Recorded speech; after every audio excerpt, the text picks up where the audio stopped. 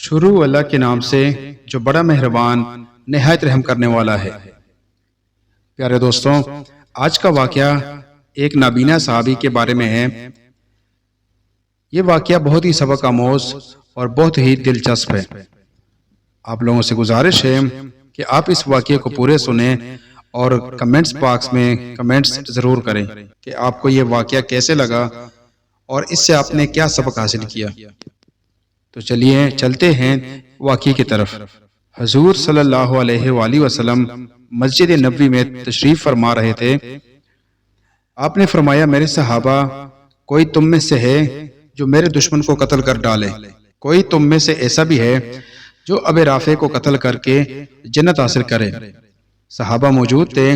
ہر صحابی کے دل میں یہ خواہش تھی کہ اس کو قتل کریں گے۔ اسی مسجد یعنی مسجد نبوی کے کونے میں ایک صحابی بیٹھا ہوا تھا جس کا نام عبداللہ بن ابی عتیق ہے، جو کہ آنکھوں سے نابینا تھے۔ اللہ کے دروازے پر سجدہ میں گر جاتے ہیں، ہاتھ اٹھا کر کہتا ہے، اے اللہ، میں جنگ بدر، احد اور خیبر میں نہ جا سکا کیونکہ میں نابینا معذور ہوں، اس کا مجھے بہت افسوس ہے۔ اے اللہ، رسول اللہ صلی اللہ علیہ وآلہ وسلم کے اس دشمن کو میرے ہاتھوں قتل کرا کے مجھے جنت کا ٹکٹ عطا فرمائیے۔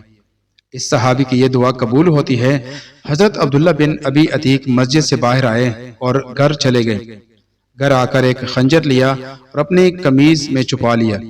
اس صحابی کی یہ دعا قبول ہوتی ہے۔ حضرت عبداللہ بن ابی عتیق مسجد سے باہر آئے اور گھر چلے گئے۔ گھر آ کر ایک خنجر لیا اور اپنی قمیض میں چھپا لیا اور ابو رافع کا محل کی تلاش میں نکلا۔ 1 میل باہر اس کے محل کے دروازے پر پہنچ گیا۔ دروازے پر دربان کھڑا تھا۔ اس سے پوچھا کہ ابو رافع کب آئے گا؟ میں اس سے ملنا چاہتا ہوں۔ دربان نے دیکھا کہ یہ آنکھ سے نابینا ہے، کوئی سوالی ہوگا، ابو رافع سے سوال کرے گا۔ اس دربان نے دروازہ کھول دیا۔ چنانچہ عبداللہ بن عتیق اندر تشریف لے آئے اور ایک کونے میں بیٹھ گئے، اور شام ہو چکی تھی، اب تک سردار نہیں آیا تھا۔ عبداللہ بن عتیق نے دربار کے کسی شخص سے پوچھا کہ سردار کب آئے گا؟ پتہ چلا کہ رات کو آئے گا۔ چنانچہ سردار عشاء کے وقت آ گیا۔ عبداللہ بن عتیق نے کسی سے پوچھا، سردار کہاں جا رہا ہے؟ پتہ چلا وہ اس وقت شطرنج کھیلے گا اور اس کے بعد آرام کرے گا۔ ادھر یہ صحابی رسول حضرت عبداللہ بن عتیق مکان کے بالا خانے پر چڑھ گیا جہاں سردار شطرنج کھیل رہا تھا۔ چنانچہ ابو رافع یہودی شطرنج کھیلنے کے بعد اپنے بالا خانے میں چلا گیا، وہاں جا کر آرام کرنے لگا۔ یہ صحابی آنکھوں سے نابینا تھے، اس کے دروازے پر جا کے بیٹھ گئے۔ کسی نے کہا کہ یہ سوالی ہے، شاید یہ مانگنے والا ہے۔ اسی وجہ سے کسی نے توجہ نہ دی۔ آدھی رات ہو چکی تھی، اندھیرا چھا چکا تھا، دربار کے سارے لوگ سو چکے تھے۔ اس صحابی رسول عبداللہ بن ابی عتیق نے اندازہ لگایا کہ سردار کہاں سوتا ہے۔ جس کمرے میں سردار سوتا تھا اس کمرے کے ایک کونے میں جا کر بیٹھ گیا۔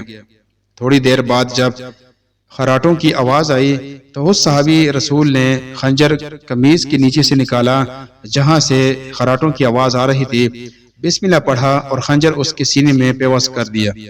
ابو رافع یہودی کی ایک چیخ نکلی تو دوسرا وار کیا، پھر تیسرا وار کیا۔ خون بہتا ہوا اس کے قریب آ گیا۔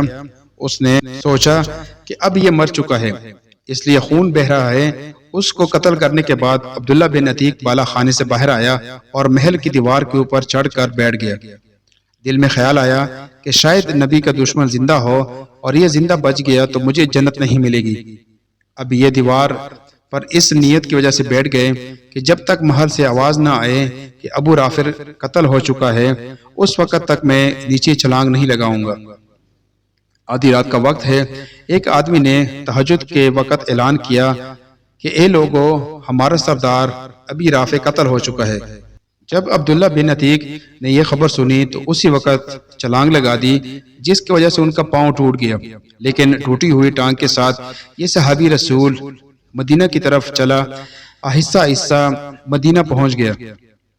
فجر کی اذان کے قریب مسجد نبوی میں پہنچ گیا اور وضو وغیرہ کر کے اسی جگہ بیٹھ گئے جس جگہ گزشتہ کل اللہ سے دعا مانگی تھی۔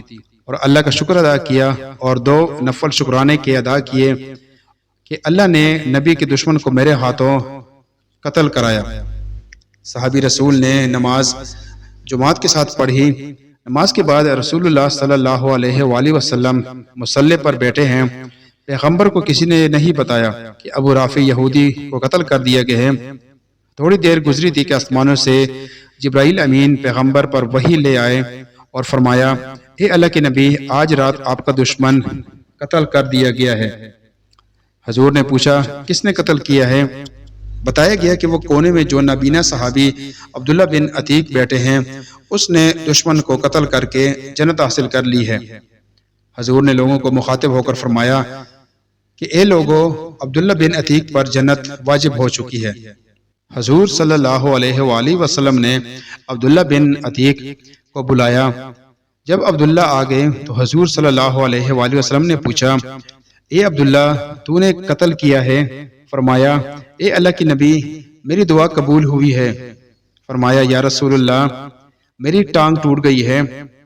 آپ نے فرمایا، ٹانگ میرے قریب کرو۔ حضور نے اپنا لعاب نبوت عبداللہ بن عتیق کی ٹانگ پر لگا دیا اور ٹانگ بالکل صحیح ہو گئی۔ عبداللہ بن ابی عتیق کہتے ہیں کہ جب میری ٹانگ پر نبی کا لعاب لگا تو ٹانگ ایسی ہو گئی کہ جیسے کبھی ٹوٹی ہی نہیں۔